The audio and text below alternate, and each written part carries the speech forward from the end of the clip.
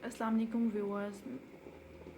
आज मैं साग बना रही हूँ और मैंने ये इससे पहले सोचा नहीं था कि मैं वीडियो बनाऊँगी, बट मैंने सोचा कि अगर यूट्यूब पे इस तरह की वीडियोस ज़रा कम मिलती हैं तो क्यों ना मैं एक वीडियो बनाऊँ और ख़ुद अपलोड करूँ।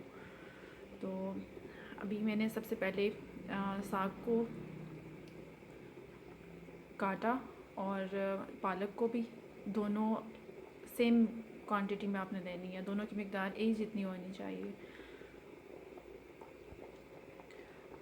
और उसको आपने वॉश जो है वो खुले पानी में करना है, यानी कि ज़्यादा पानी में उसको आप वॉश करें।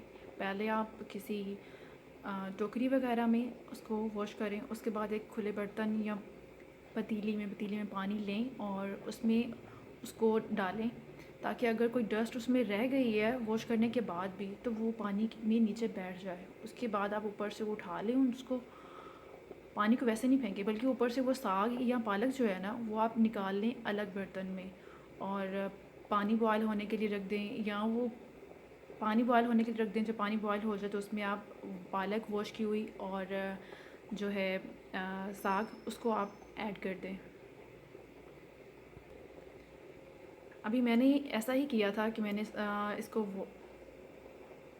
वॉश करने के बाद मैंने बॉयल किए हुए पानी में मैंने जब ऐड किया है तो कुछ टाइम मैंने उसको, कोई आधे घंटे तक मैंने उसको तेज़ आंच पे पकाया। उसके बाद मैंने उसकी आंच जो है वो स्लो कर दी है और ऑलमोस्ट 3 घंटे से ये पक रहा है।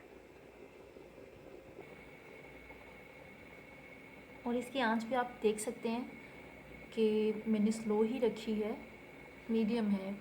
और अभी कुछ टाइम के बाद जब ये हो जाएगा तो इसको मैं बंद कर दूँगी। एटलीस्ट आप 3 आवर्स के लिए आप इसको पकने के लिए छोड़ दें।